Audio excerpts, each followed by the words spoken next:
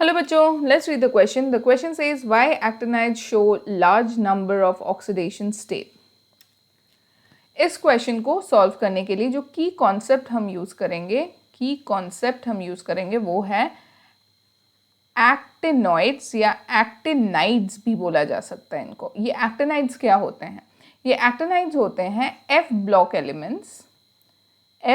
Elements जो कि F block के सेकेंड पीरियड में आते हैं. उन्हें कहा जाता है एक्टिनाइड्स.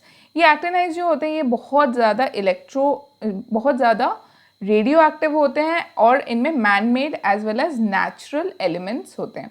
तो अब एक्टिनाइड्स का अगर हम जनरल इलेक्ट्रॉनिक कॉन्फ़िगरेशन देखें, जनरल इलेक्ट्रॉनिक कॉन्फ़िगरेशन, तो इनका जनरल इलेक्ट्रॉनिक कॉन्फ़िगरेशन जो होता है वो होता है Rn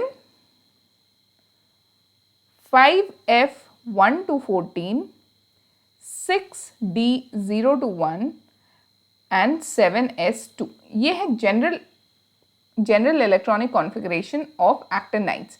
बट यहाँ हमें क्वेश्चन में पूछा है कि एक्टिनाइड्स जो है बहुत large number of oxidation states show करते हैं, जो कि सही है. एक्टिनाइड्स जो है it can exhibit oxidation state from +3 to +6. सबसे ज़्यादा स्टेबल +3 होता है, लेकिन +3 to +6 ऑक्सीडेशन स्टेट शो कर सकते हैं. पर ये ऐसा क्यों होता है? ये इसलिए होता है क्योंकि एक्टिनाइड्स का जो जनरल कॉन्फ़िगरेशन है उसमें ये जो 5f, 6d और 7s हमारे ऑर्बिटल्स होते हैं, इनके बीच का एनर्जी गैप जो होता है वो बहुत लो होता है. तो इसके वजह से क्या होता है, since the energy gap between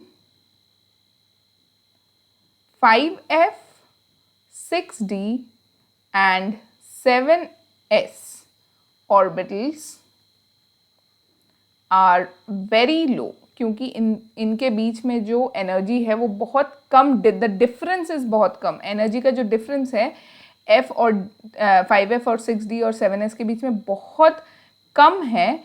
इसीलिए क्या होता है, it is easy to take out the valence electron.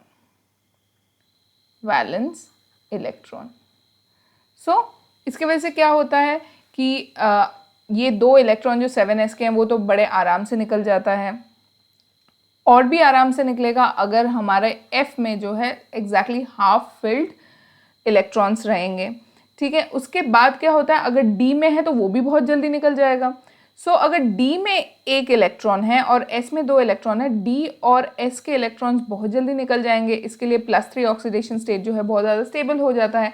उसके बाद 3 और इलेक्ट्रॉन F से निकालना भी बहुत आसान होता है, क्योंकि दोनों के बीच में ज़्यादा एनर्जी डिफरेंस होता नहीं है, जिसके वजह से जितनी एनर्जी लगेगी मुझे एक 6d इलेक्ट्रॉन को निकालने में, उससे थोड़ी सी ज़्यादा एनर्जी मुझे एक 5f इलेक्ट्रॉन को निकालने में लग सकती है. तो इसी के वजह से क्या होता है, जो एक्टिनॉइड्स है वो बहुत वैरायटी ऑफ ऑक्सीडेशन स्टेट हमको शो करते हैं. So the final answer is, since the energy gap between 5f, 6d, 7s orbitals are very low, it is easy to take out the valence electron. Hope you understood well. Best of luck.